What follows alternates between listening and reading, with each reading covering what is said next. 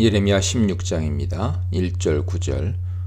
여기 모아진 세 개의 표적 행위는 모두 예레미야의 삶을 심판 메시지로 사용합니다. 여호와께서 2절 4절에서는 예레미야에게 혼인하지 말고 독신으로 살 것을, 5절 7절에서는 조문하러 초상집에 찾아가지 말 것을 명하십니다. 8절 9절에서는 결혼을 축하하러 잔치집에 들어가지 말 것을 명하십니다. 고대 세계에서 독신은 비정상이었습니다. 남자라면 누구나 아내를 맞아 자녀를 낳고 가정을 꾸려야 했죠. 독신자는 후손이 없기에 자신의 죽음과 함께 땅에서 완전히 사라집니다. 장례식과 결혼식은 인간사의 가장 중요한 두 행사였습니다. 집안이 피폐하고 사회가 혼란스러워도 성년이 되면 결혼하고 사람이 죽으면 장례가 치러지는 것이죠. 공동체 구성원들이 몰살당하지 않는 한 결혼식, 장례식이 사라지는 경우는 없습니다. 여호와는 사회 통념에 어긋나는 비정상적인 예레미야의 삶을 통해 유다의 말 재앙이 얼마나 참혹하고 파국적인지 보여주십니다. 더는 장례식과 결혼식이 없을 정도로 유다가 철저하게 멸망당합니다. 좀 더 자세히 보죠. 2절 4절입니다. 여호와께서 예레미야에게 이 땅에서 결혼하지 말고 독신으로 지낼 것을 명령하십니다. 고대 세계에서 결혼은 선택이 아니라 필수였습니다. 사회 경제적 측면에서도 중요했지만 무엇보다도 집안 유지에 절대적이었습니다. 아내를 맞아 자녀를 낳는 것은 창조 질서에 속했습니다. 결혼을 해야 후손을 통해 생명을 이어갈 수 있었습니다. 아내와 자녀가 없는 예레미야의 삶은 미래를 전혀 소망할 수 없는 유다의 파국적 운명의 상징입니다. 대를 이어갈 핏줄이 없기에 예레미야가 그의 죽음과 함께 완전히 끝장나는 것처럼 백성을 다 잃은 유다도 멸망의 심판을 이겨내지 못하고 땅에서 사라집니다. 사람들이 치명적인 질병과 전쟁으로 다 죽어갑니다. 부모와 자녀가 모두 독한 병, 문자적으로 하면 질병들의 죽음들인데요. 독한 병으로 죽지만 그들을 위해 곡을 해주거나 묻어줄 사람이 없어 시체가 거름더미처럼 땅에 내버려집니다. 죽음의 질병을 피한 사람들은 칼과 기근으로 죽어가지만 장례를 치를 사람이 없어 시체가 날짐승과 들짐승의 먹이가 됩니다. 예루살렘과 유다는 회복불능의 멸망에 떨어집니다. 5절로 7절입니다. 여호와의 두 번째 명령도 충격적이기는 마찬가지입니다. 초상집에 들어가지 말라. 가서 통곡하지 말며 그들을 위하여 애곡하지 말라. 초상집에 문상 가는 것을 예레미야에게 금하십니다. 이는 사회적, 종교적 통념에 반하는 여호와의 명령이죠. 이로써 여호와는 공동체의 가장 기본적인 관습마저 지켜질 수 없는 엄청난 일이 유다와 예루살렘에 일어날 것을 보여주십니다. 큰 자든지 작은 자든지 예외 없이 모두 죽음에 떨어집니다. 재앙이 전면적이고 죽음이 모든 사람을 덮치기 때문에 이웃 초상에 눈 돌릴 여유가 없습니다.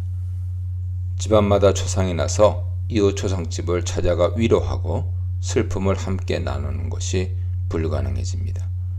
초상집은 제의적으로 불결해서 이웃이 음식을 만들어 가져왔는데 다들 상을 당하기에 음식을 가져다 줄 사람이 없습니다. 부모가 죽어도 찾아와서 위로해주는 사람이 없습니다.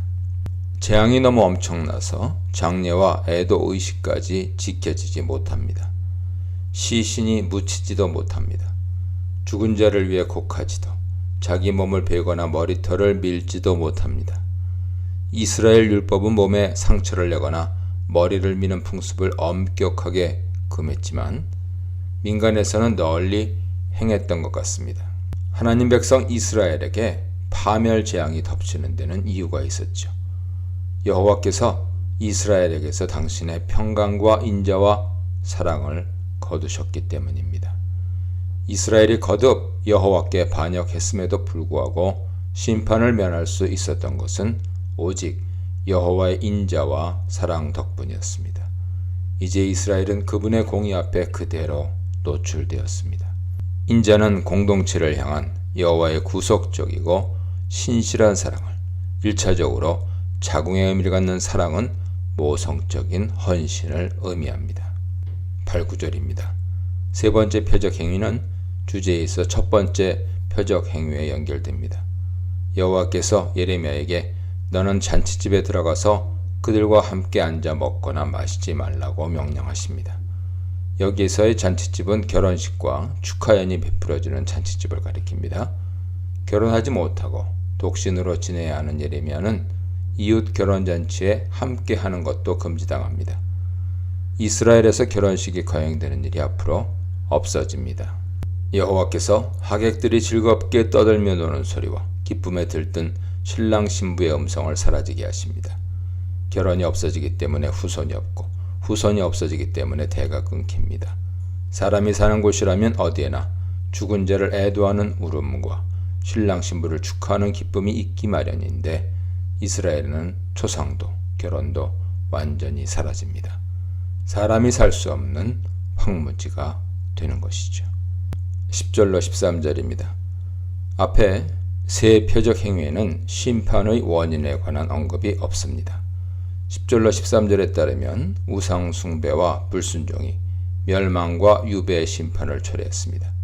여호와께서 예레미야에게 미리 백성의 반응과 그때 그들에게 들려주어야 할 답변을 알려주십니다. 예레미야의 선포를 들은 자들이 나름 먼저 반응합니다. 여호와께서 우리에게 이 모든 큰 재앙을 선포하심은 어찌 됨이며 우리의 죄악은 무엇이며 우리가 우리 하나님 여호와께 범한 죄는 무엇이냐. 현재 문맥에서 이들의 질문은 다른 한편으로는 죄에 대한 이들의 무지를 보여주기도 합니다. 이들은 그처럼 엄청난 심판에 떨어져야 할 만큼 무슨 큰 잘못을 저질렀는지 인정하지 못합니다. 자신들이 범한 죄악의 심각함을 깨닫지 못합니다. 여호와의 답변은 우상 숭배와 불순종이 멸망의 심판을 초래한 직접 원인임을 분명하게 보여주십니다. 너희 조상들이 나를 버리고 다른 신들을 따라서 그들을 섬기며 그들에게 절하고 나를 버려 내 율법을 지키지 아니하였음이라. 우상 숭배와 불순종은 일시현상이 아니었습니다. 이스라엘은 처음부터 여호와를 버리고 그분의 율법을 지키지 않았습니다. 조상 때부터 계속된 뿌리 깊은 죄악인데 여호와께서 예레미야 시대에 인자와 사랑을 거두기로 결심하신 데는 이유가 있었습니다. 너희가 너희 조상들보다 더욱 악을 행하였도다. 예레미야 시대 이스라엘은 조상들보다 더 악했습니다. 현 세대의 죄악은 여호와께서 인내하실 수 있는 한계를 넘었습니다. 이들의 고집스러운 불순종이 여호와로 하여금 더는 은혜를 베푸시지 못하게 했습니다. 여호와께서 이들을 이 땅에서 쫓아내어 알지 못하는 땅에 이르게 하시고 거기서 쥐하로 다른 신들을 섬기게 하십니다. 우상 숭배의 죄를 범한 자들에게 우상 숭배 징벌이 선고됩니다. 이를 다음과 같은 풍자와 조롱으로 읽을 수 있습니다. 가나안은 내 땅이기에 여기서는 안 된다. 너희가 마음껏 우상을 숭배할 수 있도록 도우겠다. 우상을 섬기는 이방 땅으로 너희를 내던져 줄 테니 거기서 그토록 좋아하는 우상을 실컷 섬기며 살아라. 우상 숭배에 빠진 이스라엘은 우상을 섬기는 이방 민족 가운데 하나일 뿐입니다. 고독한 선지자의 사명, 가정을 허락받지 못한 선지자, 하고 싶은 대로 하도록 허락받은 유다에 대해 묵상해 보시기 바랍니다.